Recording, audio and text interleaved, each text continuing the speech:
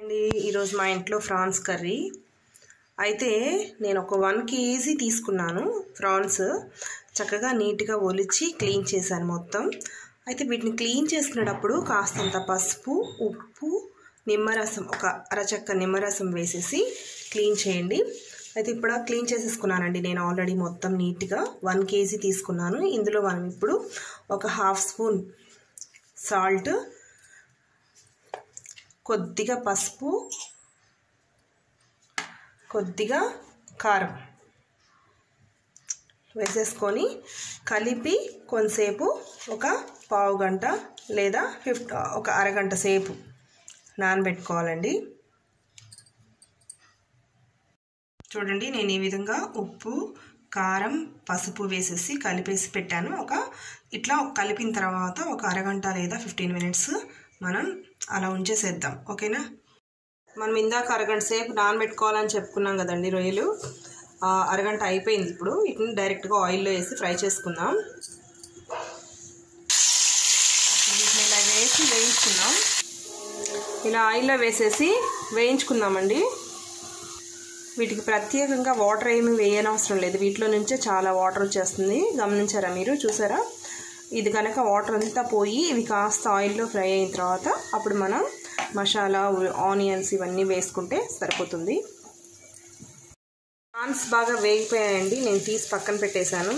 ఇప్పుడు ఈ ఆయిల్లో కొన్ని ఉల్లిపాయలు, ఒక ఉల్లిపాయ, ఒక 4 పచ్చిమిరపకాయలు, కొద్దిగా కరివేపాకు వేసుకుని వేయించుకుందాం. అలాగే ఒక చిన్న టమాటా, ఇందులోనే కాస్త పసుపు, కొంచెం ఉప్పు,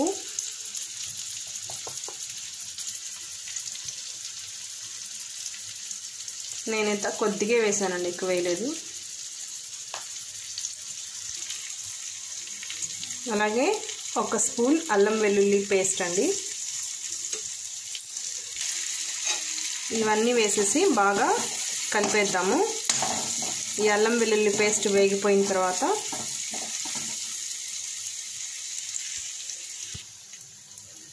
ఈ అల్లం పేస్ట్ కూడా వేగిపోయిందండి. ఇందులో మనం వేయించి పక్కకు తీసి పెట్టుకున్న ఈ ఫ్రాన్స్ కూడా వేసేసుకుందాం.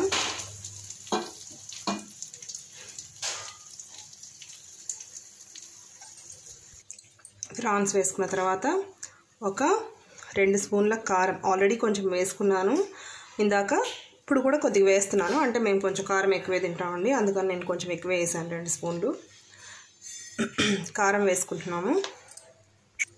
కారం వేసుకొని చక్కగా బాగా కలపండి.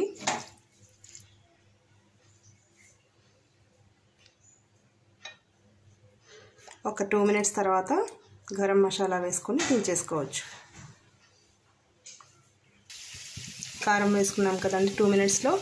మళ్ళీ 2 మినిట్స్ తర్వాత ఈ గరం మసాలా పొడి వేసుకోండి. ధనియా పౌడర్ అయినా వేసుకోవచ్చు, మీ ఇష్టం అండి. మీ ఇంట్లో ఏది అవైలబుల్గా ఉంటే అది వేసుకోండి. అయిపోయింది మన గుమగుమలాడే రొయ్యల ఫ్రై. నచ్చిందా మీకు? నచ్చితే కామెంట్ చేయండి, షేర్ చేయండి, లైక్ చేయండి. Thank you friends. నాకైతే చాలా అంటే చాలా బాగా నచ్చింది. సూపర్ అంటే సూపర్ ఉంది. ఒక 2 డేస్ వరకు నిల్వ ఉంటుంది కూడా అండి. ట్రై చేయండి ఒకసారి. సింపుల్గా అయిపోతుంది, తక్కువ టైంలో. చాలా అంటే చాలా బాగుంది. అసలు టేస్టు చాలా బాగుందండి. ట్రై చేసి ఎలా ఉందో చెప్పండి. Thank you.